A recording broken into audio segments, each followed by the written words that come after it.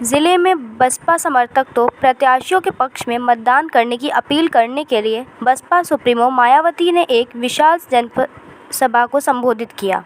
जानकारी अनुसार लखीमपुर जनपद में मंगलवार को पूर्व मुख्यमंत्री उत्तर प्रदेश व वर्तमान बहुजन समाजवादी पार्टी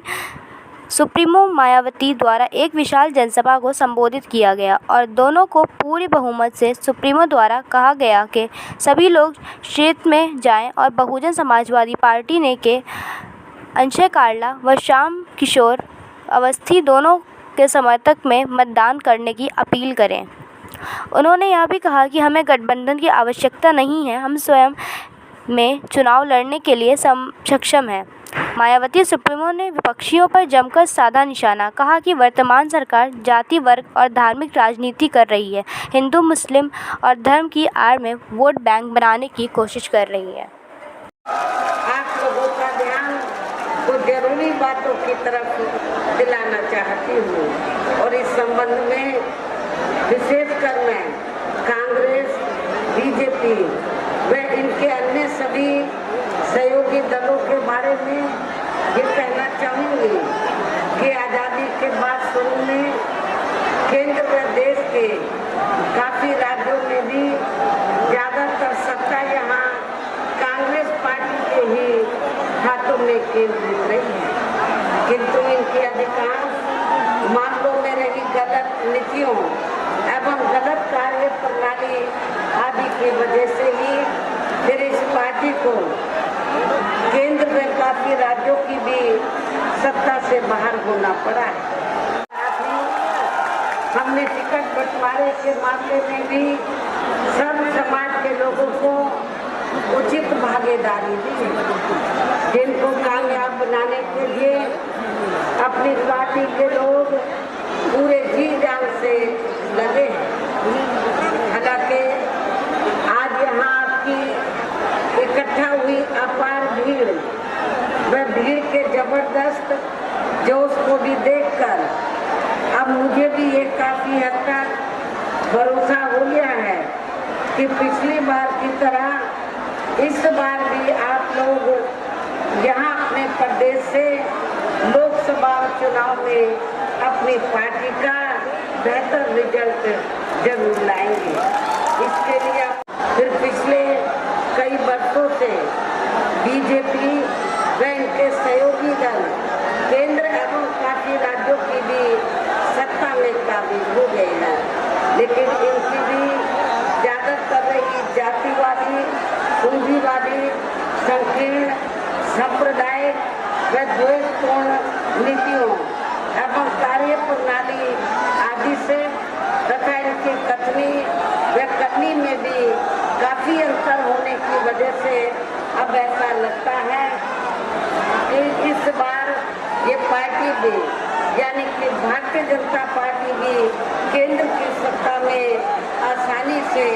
वापस आने वाली नहीं है, बशर्ते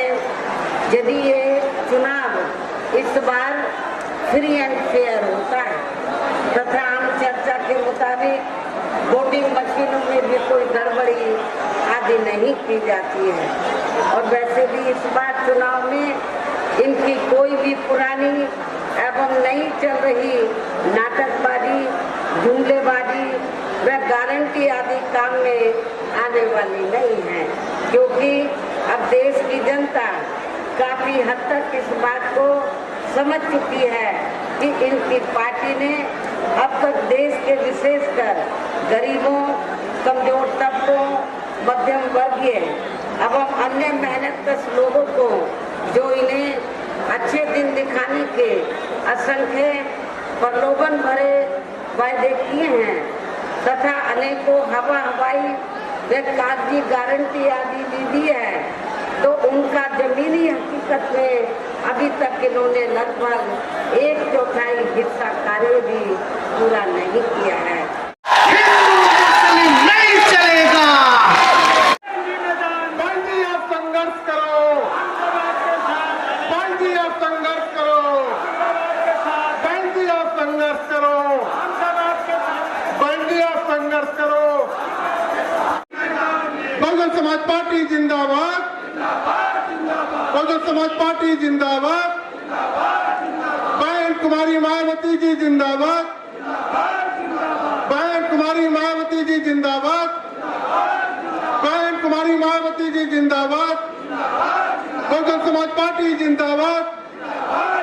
बहुजन समाज पार्टी जिंदाबाद। सर्व समाज के सम्मान में दे देंगे साइकिल को तो सरकार आ जाएगी। 100% मुस्लिम समाज ने साइकिल को वोट दिया, लेकिन सरकार नहीं आई। साथियों, मैं अपील करना चाहता हूं, अगर आप 50%, केवल 50% ही हमारे बहुजन समाज पार्टी के कैंडिडेट को वोट दे दे, श्याम किशोर अवस्थी जी को वोट दे दे और बालाजी का वोट दे दे, किसी भाई के नाम में तब नहीं है जो समाज से वोट। साथियों, ये सरकार कुंभले की सरकार है, नहीं लगाने वाली सरकार है, कहीं पर चलने वाला खाता चलाते हैं, कहीं पर लगातार दादा करते हैं, तो कहीं पर हाथ नहीं करते हैं, लेकिन बच्चे में आ गया आपका जो सरकार को बड़ा था करते में वो मोदी जी हो सरकार ने करें। आने वाली 13 मई को बहुजन समाज के लोग अपनी पार्टी जिताकर सरकार बनाने जा रहे हैं।